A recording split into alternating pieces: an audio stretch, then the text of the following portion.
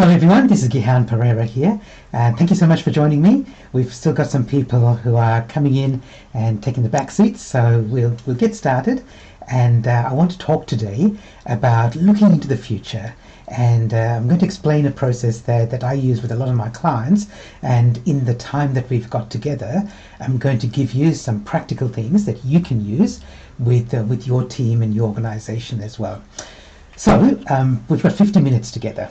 And in that time, I want to share some ideas with you, but I also want to make it interactive and give you the chance to really get some value from the time we've got together, and share your ideas and your insights as well.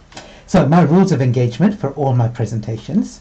I've got three broad rules of engagement. So the first one is that I want to give you some things to think about, and maybe think a little bit differently than you normally would in your day-to-day, everyday operations. Because it's easier to think big now and then step it back if you need to, when life gets in the way, than to just be very narrow focused now and then try to expand your thinking later. Be a bit playful here, so I've got some questions for you and some activities for you to take part in. I'll also stop as we go, and you can ask questions as well. So please use the chat room to ask questions, and I'll keep an eye on the chat as we're going, and I'll answer any questions that come up. The third thing is I really want to give you some things that you can take away and put into action. So I'd love that by the time we finish and you hang up, there's some significant things that you've learned, but also there's some simple steps that you can take and put into action straight away. These are not necessarily long-term things. Some of them might be, but also you'll get some immediate actions. So this is really for leaders, and I reckon if you've got the word leader on your business card, you're obviously a leader, but even if you don't, then you should still consider yourself a leader, especially in this post-COVID world. Everybody's being asked to step up and be a leader. These are some of the organizations that I've worked with at a leadership level, and the reason I'm sharing that with you is just if you recognize some of those logos, you'll see that there are big organizations, some smaller ones, there's some in government, some are private, some are international, some are very local. And leaders are facing many of the same issues that they're facing in their leadership role, regardless of what sort of organization they're in. Obviously, they're going to be different depending on your business, your organization, and your industry, but broadly, many of the roles are many of the challenges you're facing are similar. And one of them, which is the one we're going to focus on today, is being future focused and being able to, as much as you're focused on what's happening right now, and that's important, it's also understanding what's coming up in the future, what's on the horizon and over the horizon. And that second area is what we're going to focus on today. Okay, so as I said, I'm going to make this interactive, so I'm going to start with a little bit of an activity. So this is a puzzle, and I'd like you to share in the chat room the answer to this. So let me explain the puzzle to you. I'll keep an eye on the chat here. So I've got these 4 cards here. So think of them as cards. There's a front and a back, and you can see the front of 2 of them. So you can see a fish and a dragon, and you can see the back of 2 of them, which is a red and a yellow. So I can tell you that all 4 cards have a picture on the front and a solid color on the back. And if I make this statement that every red-backed card has a dragon on the front, is this true or false? Now, that's actually not the question I'm asking you, because I think some people have already realized that there's not enough information here to be able to tell me for sure whether this is true or false. So the real question I've got for you is, if you have to turn over some of the cards, which cards must you turn over to tell me for sure whether it's true or false? Obviously, you could turn them all over and then you'd know for sure, but you don't need to turn them all over. So whichever cards you think you need to turn over, type in the chat box what they are. So if you do think you need to turn them all over, type in 1, 2, 3, 4. If you think you only need to turn over number 1, type in 1, and so on. So let's see. So which cards must you turn over? Okay, so we've got 1 and 2, 1 and 2, 1 and 4, 4 and 1, 4. Okay, some people say only 4, some people say only 1. 4 and 1, 1, 2, 4. Okay, one person says all, and one person says 3. Okay, let me share with you the answer. Okay, so the answer, there's actually 2 easy ones. So you definitely need to turn over card 1. Everyone agree with that? Because you need to see where there's a dragon on the other side. The other easy one is you don't need to turn over number 3 because it doesn't have a red back, so it doesn't matter what's on the other side. And the next one is you don't need to turn over number 4 because if it's red on the other side, it actually doesn't give you any extra information than what you already have. And if it's some other color, like blue or yellow or black, whatever, then it becomes irrelevant, like number 3. But you do need to turn over number 2, because if it's red on the back, then the statement's false. Okay, so that's the correct answer. It's 1 and 2. If you want to argue about it with me, hang around till the end and you're welcome to do that. But the answer is 1 and 2 are the cards you need to turn over. So the reason I'm sharing this with you is because I've done this experiment, I've done this exercise with like literally thousands of people in different audiences, and most people get number 1. But many people don't get number 2. And the reason is because there's no red, there's no back, and there's no dragon. So number 2 is not so obvious. And when we're thinking about our futures, we've got these 2 futures like this. So like number 1, where you know what the future is going to be, you know you need to turn it over. You may not know how to get to that future, but at least you know what that future is going to look like. You still have to get there. But number 2 is where the future is uncertain, and you don't really know how to get there, and you don't even know what that future looks like. And this is what we're facing now. And I've been talking about this for more than 10 years. COVID made it really real for us, that here was something that most people didn't expect it. I mean, some futurists were predicting it, but most people didn't expect it, and suddenly it came and completely disrupted our lives. In fact, I used to do these surveys around for leaders, talking about how good are you at leading in uncertainty. And in 2019 BC, which was before COVID, most people thought, this is on a scale of 1 to 5, they thought, yeah, we're pretty good at leading when the future's known. So they rated themselves pretty close to 4 out of 5, and also pretty good at rating themselves when the future's unknown.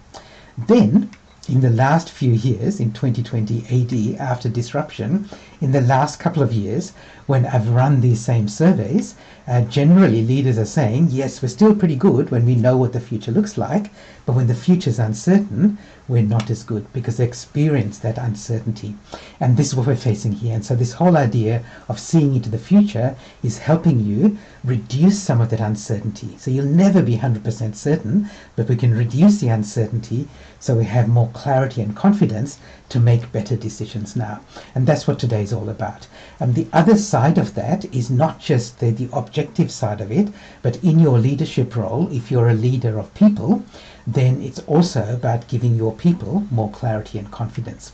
Early in the pandemic, in mid-2020, there was some research done in Australia by Macquarie University, and they were looking at what are the best leaders doing to help their people and help the organization through the pandemic. And they came up with this term, I love this, the avocado leader. I wish I'd thought of it. I think I'm just going to call it the mango leader, and exactly the same thing, and that can be my version of it. But they said the best leaders at this time, who are doing the best for the organization, are like avocados. So they've got this hard inner core, which is looking at performance of the business and making sure that we're still achieving our KPIs and our overall business goals. But also they've got this soft outer layer, which is looking after their people and becoming more empathetic and trusting them, and all of those things which sometimes are wrongly called soft skills. They're not. They're people skills. And the best leaders are doing both of them. Now, the best leaders have always done that, and now everyone's being called on to be one of those leaders. So being able to see into the future and giving people more certainty also helps you lead your people, because you can give them a bit more certainty, which also gives them more confidence in you and more trust in you. Okay, so here are 3 things that we're going to talk about today broadly, talking about seeing into the future. And the first one is I'm going to get you to scan wide and think broader than what you normally would. The second thing is, after we've done the scanning wide, to narrow it down and identify the things that are going to be most relevant to you. And then the third bit is to actually move forward. So we're going to go wide, we're going to go down, and then we're going to go forward. So those are the three things that I want to cover today. I've taken these ideas from these techniques from a program that I run, and it's a much longer program than this. It's normally a 2-day program where I work intensively with senior leaders in an organization, or sometimes in multiple organizations, and we work through this process. But rather than me trying to compress 2 days into the 50 minutes that we've got, I've picked a couple of really useful things from the program that you can use. And this is all based on a process called scenario planning. Now, scenario planning, most people would say who know it, would say it was started by Shell in the 1970s. And Shell at that time, the senior leaders there, they realized that the world was changing. So even 50 years ago, they recognized that things were changing, and so they needed to make plans for the future. So what they did was they took a bunch of guys, literally 3 guys, put them in a room, and they said, analyze what the future might look like, and then come back and tell us so that we can include that in our planning. So these guys did that. So they looked at what might happen in the future. So what would happen if there was war in the Middle East, if Jimmy Carter became president of the USA, if the OPEC countries restricted the supply of oil. And they came up with all these scenarios. They gave some sort of idea of which of them are the most possible or plausible. And then they went to senior management at Shell and said, here are some scenarios. And the senior leaders said, this is fantastic. Which of them is going to happen? And they said, no, that's not the way it works. We've given you some plausible scenarios. Now it's up to you to create a plan A based on one of them, and then have backup plans B and C for if things change in the future, but you're ready for them. So this process of scenario planning started with Shell. In fact, I was working with a group of senior leaders in Brisbane last week, and one of them, she said to me, I used to work at Shell, and we used to do this scenario planning all the time. It was really, really interesting and fantastic for us to be able to look into the future and not just think about what we were doing day to day. So I run a program around this, which is my Future Scenarios program, and I've adapted the scenario planning process to make it, we haven't got 6 months to look ahead to do all the scenario planning, so it's a more intensive program, but also it looks at it from a leadership perspective, not only from an outsider's perspective. And the 4 steps of that are scan wide, which is what we're going to do today, and then assess which ones are most plausible, and then choose and narrow it down to choose the ones that are relevant for you, and then track them for the future. So I said we're going to do a scan, narrow, and act. It's roughly speaking, the scan matches the scan here, although I'll do the scan for you and give you some examples.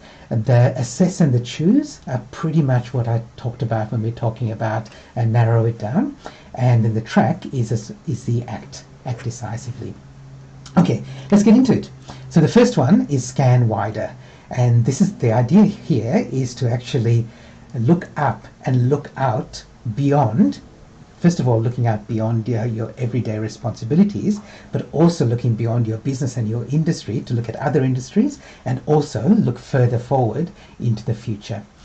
So one of my favorite quotations around this is from fiction. It's from The Hobbit. And Tolkien says, if there's a live dragon somewhere around you and you're planning your path ahead, it's a pretty good idea to include him in your calculations. And so the scanning is to be able to face the dragons, identify the dragons. And some of them are going to be really, they're going to be opportunities there, and some of them are going to be risks and threats to you. And in the scan stage, we don't make any judgments around whether this is good or bad, an opportunity or a threat. It's just looking at what might happen in the future. I'll give you one example because it's become really relevant now, but it's an example that I was talking to clients over the last decade about. So I looked back at some of my old presentations, and I remember about 5 years ago, I was running a program around the future of leadership, again working with the leaders about what's going to come up in the future. And we were looking at, what happened in the past, what's going to come up in the future. And this is 5 years ago. I said, 10 years ago, so this is now 15 years ago from now, leaders have to become just more aware of technology in their workplace, with things like social media and smartphones. Those are sort of things that were from now 15 years ago, but at that time 10 years ago.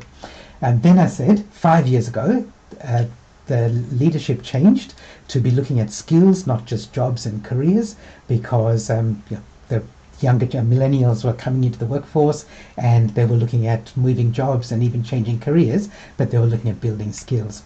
At that time, 5 years ago, it was all around talent. And if you're a leader and you cast your mind back 5 years, people were talking about the war for talent, and the dynamic was changing between employees and employers, and that's what we were talking about. So 5 years ago, this is what we're talking about, and I said 5 years from now, it's going to be about AI. And look, just coincidentally, it turns out that exactly 5 years from that time, AI is now the big talking point. And I didn't predict that ChatGPT was going to be launched and suddenly AI became the mainstream topic, but that is what's happened now. And if 5 years ago you had a head start on AI and you could predict that in 5 years from now this is going to have a medium-term impact, it would be a game changer for you to be able to do that 5 years ago. And this is what we're looking at here. This is the reason we're doing this, so that you can have some idea of some of the things that are going to come up 5 years from now. So how did I know about AI? Well, I mean, I've got some personal knowledge about that, because 30 years ago in my uni degree in computer science, my computer science thesis was about AI. So I've kind of been tracking it for a long time, but it's mostly been happening behind the scenes. I've been telling my clients about it, and now everybody knows about it. But it's not just from personal experience, and this is really important, because often when people do scenario planning, the future scenarios they think about are only from their experience and from their knowledge and from their industry. That's useful, but it's limiting. And what I'd like you to do when you do scenario planning with your team in your organization is to get lots of different perspectives. So the other reason that I knew AI was going to be really big is because, for example, Gartner, they do predictions around technology that you should invest in. And in 2018, their hype cycle, so you can't see that very well. Don't try to understand this graph too much, but basically what they do is they try to predict what you should put your money on for the future. And the light blue dots are the ones that are coming up in the next 2 to 5 years, according to Gartner. And as I looked at that, this is 2018, there are 4 light blue dots, and 3 of them are about AI. So I could say AI is going to be really big, because Gartner's predicting that that's going to be something that's 2 to 5 years is short to medium term. So part of what you're doing is not just going with your own experience, but is also looking at other tools and other reports and what other experts are saying. And it's really useful to read and follow and monitor things outside your industry. Not always easy to do, but absolutely you should be doing it. This is one of the things that like I have the luxury of, this is my day job. So I have to look at things like this, looking at things like that are going to affect leaders, around talent, around employees, about the future of jobs. KPMG talks about CEOs keeping people up at night, what's keeping them up at night, and there's a whole bunch of other things. So my invitation to you is to read more widely, get access to more information. Now there's no shortage of information out there, but many people narrow it down to only what's relevant to them in their industry. So I'm going to recommend that you go wider. And if you do scenario planning with your team and your organization, try to get people from different areas. So get a diverse perspective, not only from your leaders, but there are other people in your organization, in your teams, who've got very different perspectives, who've got very different ideas about what might come in the future. So in this scenario, in the first stage, this the scan stage of this future scenarios program, we use a process called PESTLE. And PESTLE is just an acronym. There's no magic to this word PESTLE. It's just an acronym for these 6 words. So what you're looking for are things that are coming up in the future in 6 areas. The first one's political. The next one's environmental. So political obviously is around politics. Environmental is around things like climate change and sustainability, but it's also things happening in our environment, around the built environment, around pandemics and so on. The next one is social or sociological. This is around people. And the next one is technological, which a lot of people focus on the technology and obsess about it, and that's good. But technology is not the only part of it. Make sure you don't spend all your time thinking about technology. The next one is legal. So what laws, regulations, local, national, international, are going to affect us in the future. And the last one is economic. What are the sort of economic forces that are going to affect us? And again, at different levels: local, state, national, international. So we do a pestle analysis. Now this takes when I run my future scenarios program, we spend a lot of time on this because I bring in perspectives from people in the room. I bring in my own knowledge based on the research that I've done, which is quite a lot across a number of different industries. So today we're not going to do a pestle analysis.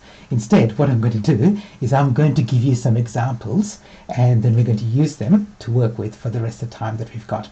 Otherwise, we'd spend all our time doing the pestle scan, which is really valuable and it's really worthwhile doing, but I'm going to give you some examples here so that we can use them for the next two stages. Okay, so I've got some, let me do it this way. I've got some examples here. And I've got two in each of the areas, and then after I show you this, so there's going to be 12 examples. Very quickly, I'm going to ask you to write in the chat a couple of others that come to mind for you. Okay, so as we're going through these, you might think of them, and you might want to write them in the chat as we go. So a couple of examples around political, and I've just picked two. I picked two randomly that might be happening in Australia. So one, Australia becomes a republic. There's been some conversation around that recently. The second one here, Busselton Airport becomes international. So Busselton, for people who don't know, is a town in southwest Australia, so south of Perth where I live, and they have now become, they've expanded the domestic airport so that previously it used to be very small. You could only fly from other parts like Perth and other parts of Western Australia to Busselton Airport. But now, if you live on the eastern states of Australia from Sydney and Melbourne, you can fly directly to Busselton. And the reason this is important is because Busselton is kind of the gateway to the Margaret River wine region. And now Busselton wants to become an international airport, and is looking for federal Commonwealth funding for that, which is why I put this under political, which then means that you'll be able to fly from Singapore, Malaysia, Shanghai, parts of India directly into the Margaret River wine region of Australia. Okay, and that's going to have an impact not only for Busselton and for Perth and Western Australia, but for the rest of Australia as well, and also for the region. Okay, don't worry too much about the impacts now. We're just trying to identify events. But I always use this Busselton example, even when I'm talking to people outside Western Australia, because it's something that could happen outside their region that will have an impact within their region. Okay, environmental. Another global pandemic is a possibility. Here's another one. Billions experience water scarcity. Okay, so there's just two examples of environmental. Sociological ones. More millennial voters than boomers. So millennials, the Gen Y, Generation Y, are now in Australia. They're the biggest cohort in the population, and soon that they'll have more voting power than the boomers because they're getting older and dying. And then another one around people is that the gender pay gap disappears. Okay, so that's a workplace related one. Around technology, there's so many that I could look at. Here's one that life expectancy increases to 150, for example. So at the moment is high 80s at birth in Australia. Australia is one of the highest life expectancies in the world. What happens if we're living to 150? Okay, and that could happen because of technology. Technology is helping add more years to your life as we get older. The next one I've got under technology is the metaverse. So the metaverse, the idea that we're all, instead of meeting like this in an online meeting using Zoom, we'd all be wearing a virtual reality headset and we'd be meeting in a meeting room, as if we were in a meeting room with me standing there and you sitting around tables and there's a projector screen behind me, is as if we were there in person. And what if that becomes mainstream? Around legal, I've got a couple here that around energy. So we talk about clean energy, and in fact there are laws in Australia that don't allow us to have nuclear energy. But what happens if nuclear energy is allowed as part of the clean energy mix? because it is clean energy. It just seems to be put in a totally different category than like wind and solar. Then another thing around legals, and I picked Australia specifically here, foreign investment in regional Australia, and you can decide what that means. Does that mean that there's going to be laws restricting it, or there's laws allowing it or expanding it? Another one, so around economic, insurance becomes unaffordable because of climate change risks. So, and that's happening in other areas as well. Cybersecurity risks, insurance can become very expensive because it's very hard to do assessments of risk. And then are we going to have a change in the way that money works around the world? What if there's a single global currency and it's a cryptocurrency? Okay, so at this stage, we're not worrying about whether these are plausible, whether these are likely, whether these are good or bad. All we're trying to do is identify them. Okay, and the first stage, the scan stage, is to identify as many of these as possible. Okay, so let's see what people are typing in. So please type in any ideas of your own. Okay, and again, don't worry too much if they're plausible. Don't worry whether they're good or bad. What does this mean to us? Okay. Okay, so Brandon said new minor parties emerge that remove the two-party system, take Australia down the European path of multi-coalitions. Bob says, yeah, the Teals could become a party, the independents. Brandon says, young people giving up and owning their own home, and political implications. Oh, yeah, look, by the way, if you think that this is, I'm not sure whether this is social or technological or political or legal, don't worry too much about that. So when we do the scan, it doesn't matter which categories these fall into. The whole idea of PESTLE, the having 6 categories, is just to get you started on your thinking. If you're not sure which category it falls into, don't worry too much. That doesn't matter. Pop says we'll send the waste to Busselton. Nuclear waste, I think you're talking about. Industrial decarbonisation. So stagflation, yeah. So good. Okay, so Brandon, so this is a good example, right? Like if you've got industrial decarbonisation, that's what we put in there. And then the implication of that, you can put that in at the scan stage, or that might be in the next stage where you decide what are the implications for us. Diabetes, yeah. Okay, so that's around health. Yep. And the retirement age gets pushed again. Yep. World War III. Treaty signed with Indigenous peoples.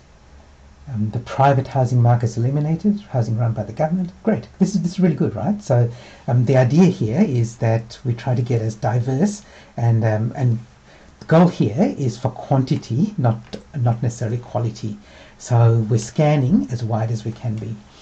Governments start paying an allowance. Yeah. So in fact, what happens if the 4-day week becomes much more attractive because AI and robots and AI and automation are going to do a lot of the work for us.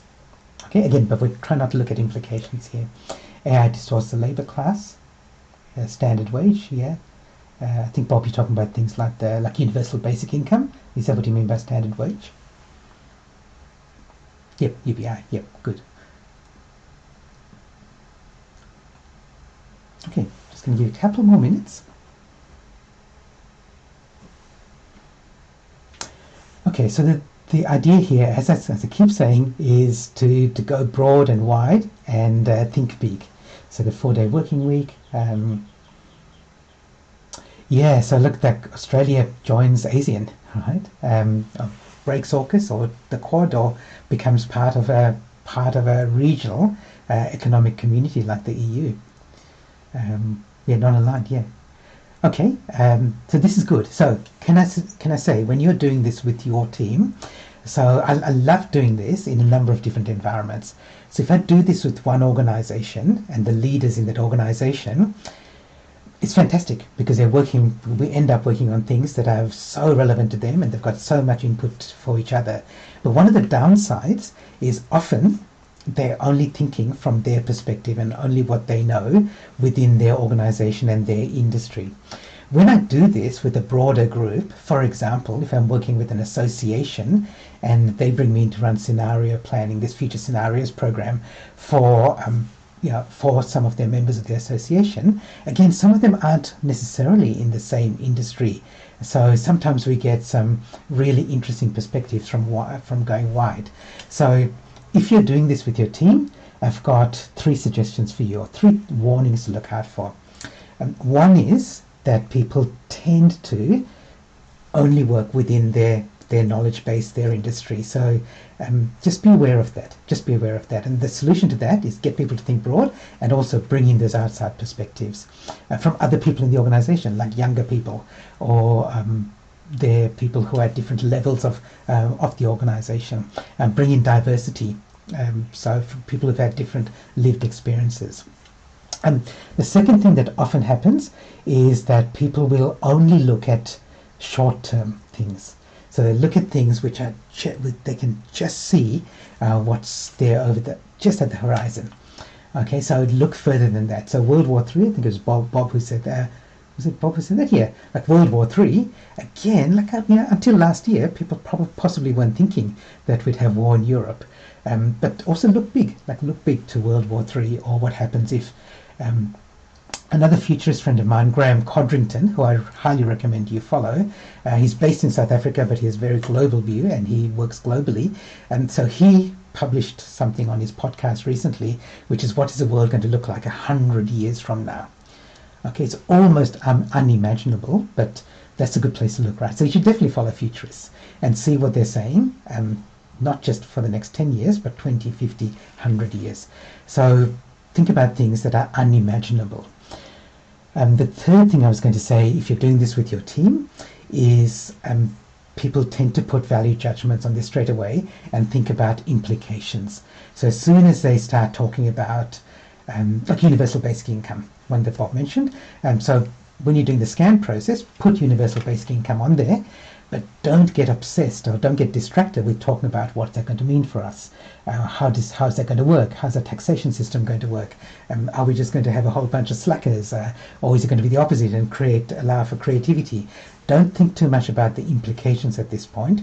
Go for just a scanning wide. Okay, so just three warnings for you, or three things to keep in mind when you're doing this with your team. Okay, I can see lots of more examples coming through. What I will do is at the end of this, I will send out, when I send out the recording, I'll also include the ideas that came through in the chat so that everyone can see what other people have contributed. So thank you everyone for doing that. That's really valuable to have input from so many people. Any questions about the scan part of the process? There's a little bit more around this to this than I've just covered here, and I did want to just give you ideas here before we narrow it down. So normally I wouldn't give you the answers, and I wouldn't just spend a few minutes asking you for your input. We'd actually spend, like literally when we do this over 2 days, we spend most of the first day looking at the scan part, because I really want to get as broad as possible. Any online tools that I use? Yeah, Brandon, so if I'm doing this online, there's a really useful tool called Padlet, which is like an online bulletin board, for example. Brandon, I think you're asked, to prompt thinking. Sorry, I missed that second bit of your question, Brandon. So the first bit is the Padlet is for actually storing. So I have 6 columns, and people share their ideas in there. And by the way, when I do this with as an online program, it's not 2 days online. We break it down into multiple sessions, and that's really useful, because quite often what we do in the first session, we do a scan, and then 2 weeks later we have the second session, and it gives people 2 weeks to go away and think about some of these ideas, and then they do their own little background reading, research, have some conversations with people, so when they come to the second session, they come to it with a richer perspective around that. There's some other tools around prompt thinking, Brandon. So for example, like I will normally play a video, and there are plenty of YouTube videos that say things like, what does the world look like in 2050? And you play the video, and then that gives people some ideas as well. And then I follow the futurists. So Graham, as I said, Graham Codrington. Let me type his name in the chat for you so you've got that.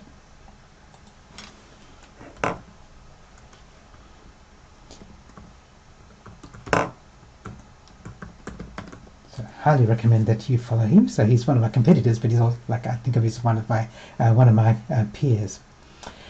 Ashok, what are your thoughts on future bank planning? Yeah, look, so this is again, I think this is a really valuable idea as well. So I won't get into that now, but it's so the simple version of that is a thing called a pre-mortem. Yeah, so you kind of step into the future and then you look back at what's happened, and I think there's a lot of power in that, and it's really valuable, valuable tool. Padlet versus Miro, yeah, so they're slightly different, so but both of those will work for you as online tools, Bob. So Miro is a little bit more open, whereas Padlet is more like just like post-it notes on a screen, whereas Miro allows you to do a lot of other things as well, drawings and so on. Okay, let's move on to the next stage, which is the narrowing down. So the second stage here, after we've done the wide scan, is to narrow it down. And this is the bit that sometimes people jump into too soon, and I recommend that you don't. In fact, I was doing this recently, and one leader said, look, is this like the scanning, is it like doing a SWOT analysis? And it kind of is. It's like if you think of SWOT as SW at the top and OT at the bottom, it's like the bottom part of the SWOT analysis. So you're looking at opportunities and threats, but without that value judgment. So you're not saying, is this an opportunity or is it a threat? You're just trying to identify the things. Now at this stage, now what you're doing is narrowing it down to see what might be relevant for you. So Thoreau famously said, "Our life is frittered away by detail. Simplify, simplify." Actually, should probably have just used one simplifying there, right?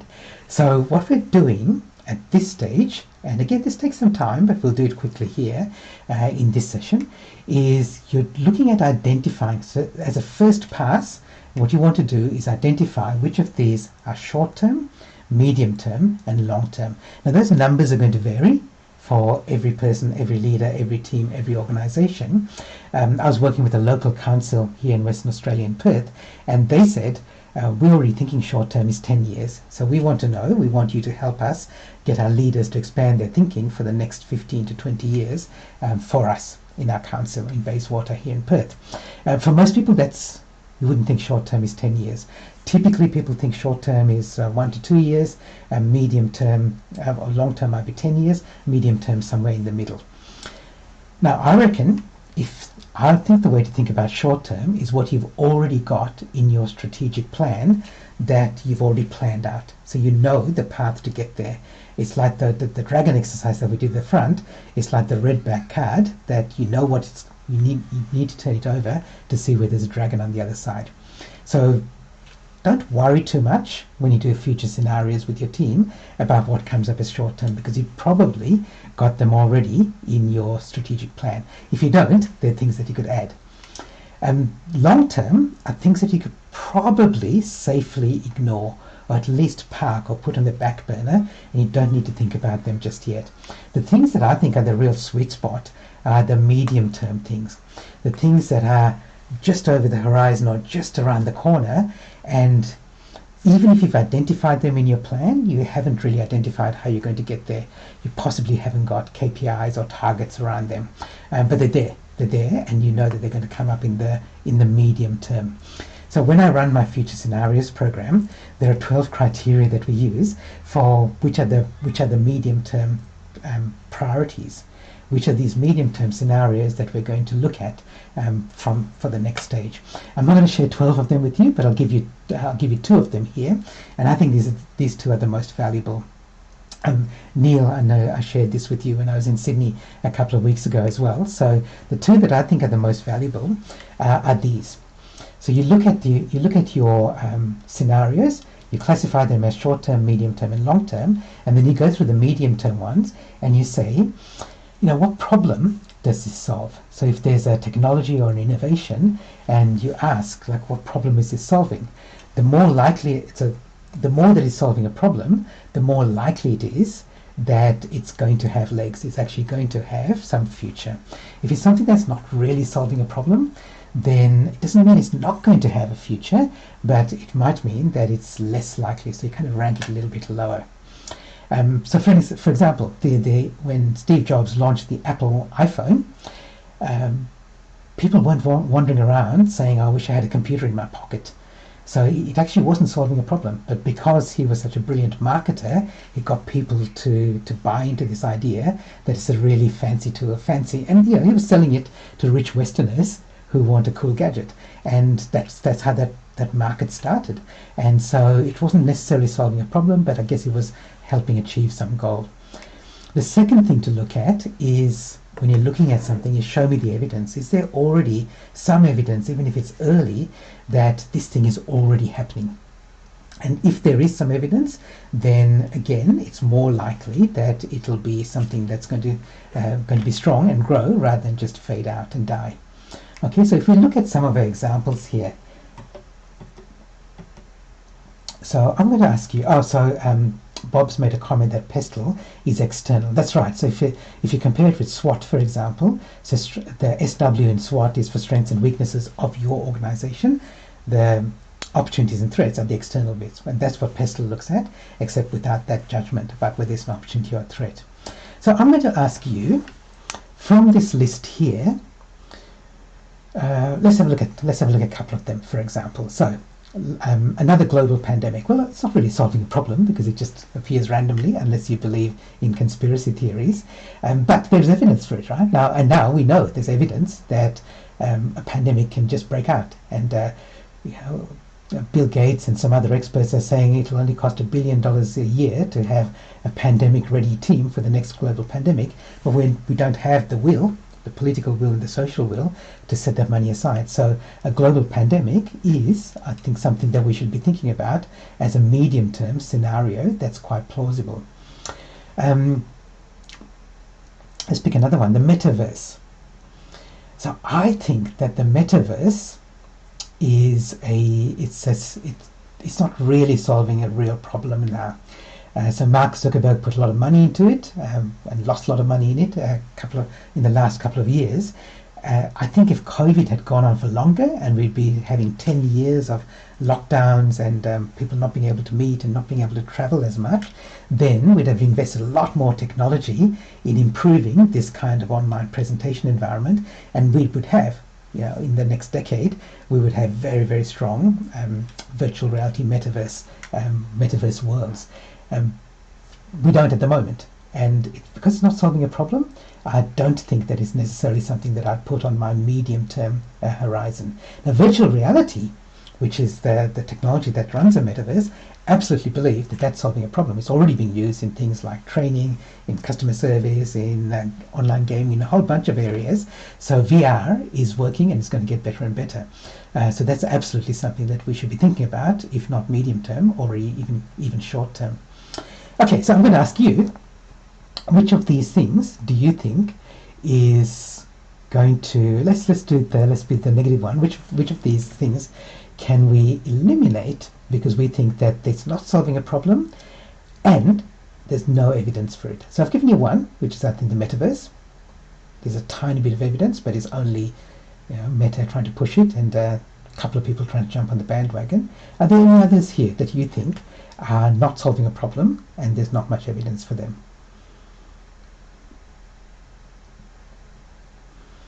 Okay, so I think the Republic one, much as I'd like to see it happen, there's still a feeling that it's not really solving a problem, unless a political party feels that it's really going to help them get votes and seats by campaigning on that. I don't think it's going to necessarily solve a problem.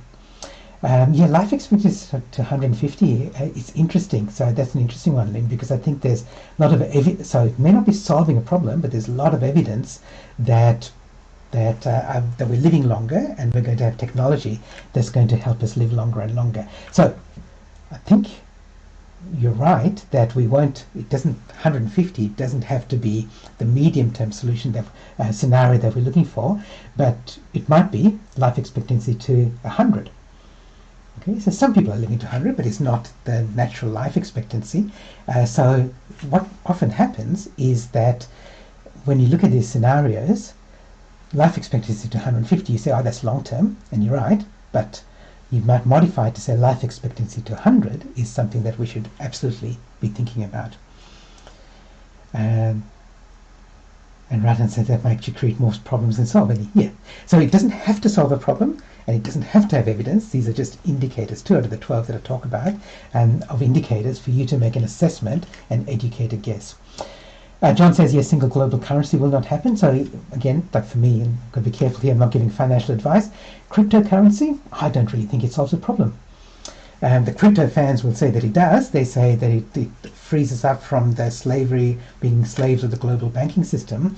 But I just don't think that people are wandering around paying for coffee and going, oh, I wish I didn't have to be a slave of the global banking system when I'm scanning my smartwatch to charge my credit card. It just seems to be a solution for which there's no problem, like a cure for which there's no disease. So unless something changes very radically in that area, I don't think it's solving a problem. Okay, I won't go into a lot more detail in this because I just want to give you an idea of what you do at this stage. And I think if you only use these two criteria, is it solving a problem and is there evidence for it, even that is useful for you to do this program with your team. Of course, if you want to engage me to run this program for you, very happy to do that. And I showed you at the end how you can do that. Okay. Let's do this third stage. Any other questions around that? Neil dropped out, but he's back.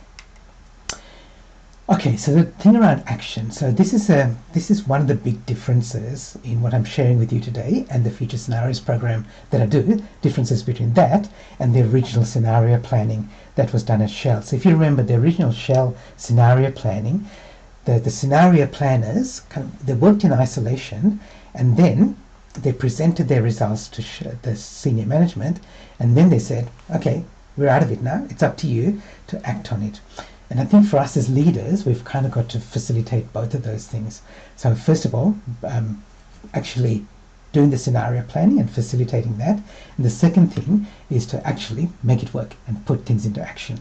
And the acting part of it is monitoring the scenarios, sometimes putting them into ongoing planning and making sure that we keep in touch, keep an eye on them as they change, because you can do the Future Scenarios program. Let's say you do it with me for 2 days. At the end of that 2 days, you come up with some plausible medium-term scenarios, but then the future doesn't stop. It doesn't wait for us, and so we need to keep monitoring and keep an eye on the scenarios that we've identified are going to be the most important for us. And by the way, that previous step, usually what you come out with and what we aim for is 4 to 5 medium-term scenarios that you will then be monitoring, and then you take into the next step. So there's a whole process around this activity and how you act, and I'm not going to go into the whole process. I'm just going to pick one thing from it, one example of one activity that you can use. One part, and the process, and the thing I want to pick on is who is going to be responsible for that scenario within your organization. Okay, so Dan Sullivan, who's an expert coach, he coaches a lot of entrepreneurs, and he says, whenever you get something new to do, instead of asking how do you do it, because that adds some burden to you, and then you think about, here's another thing I need to add to my big to-do list. He says you should look at, the first question you should ask is, who do I need to talk to about this? And ideally, who am I going to give responsibility for this? So I was working with a group in Western Australia last year, the board of an organization, and we were looking at future scenarios in their industry, and we came up with these 4 future scenarios. And what they decided to do was they said, so 4 of the board members volunteered for one of the scenarios, and their idea was that at every monthly board meeting they would take it in turns to report on month 1, January, the person responsible for scenario 1 would report on that, the month 2 the second person, the month 3 the third person, month 4 the fourth person, and every quarter, which kind of overlapped that, there would be a report on all 4. So they divvied up the scenarios to different people, and what those people, their responsibility was to continuously monitor it. They would subscribe to blogs and podcasts and economic reports in their area. During the month, they'd also disseminate the information, and then at the board meetings, they'd report on it. So but each scenario, they had one person who took responsibility for it. So I'm going to recommend for you, decide for your scenarios when you do this process, decide who's going to be responsible for it. And ideally, it's not you. It can be. You can choose one or two of them, or you can be responsible for the overall future scenarios ongoing process, but decide who is going to be responsible for each of them. And ideally, somebody that you've involved in the future scenarios program as well. So when I run this with groups after the 2-day workshop, we also have like a 3-month, like a leader support program, so that we keep those ideas alive over the next 3 months, and also a team support program, which is like his champions. So whoever the champions are, I work with them as well to help them keep that scenario alive. So you might choose to do something similar with your team as well. Okay, so we talked about these 3 things, which is all about you thinking like a futurist. So scan wider, narrow it down, and then act decisively. I know we've only covered I've only given you a couple of things here, and I've only given you a small slice of this whole future scenarios program, and that was intentional. As I said at the start, what I wanted to give you are some practical things that you can do if you want to run these future scenarios or scenario planning with your team. If you do want to engage me to do it, we should definitely do that. And so have a look at futurescenarios.com.au, and it just goes to a page on my website, talks about the Future Scenarios program. It's got some couple of case studies, some of which I mentioned here, and yeah, let's have a conversation around that and see whether there's something that's worthwhile for you to, well, the process is definitely worthwhile for you to do as a leader, and whether it's worthwhile for us to work together on that. Thank you everyone for coming along.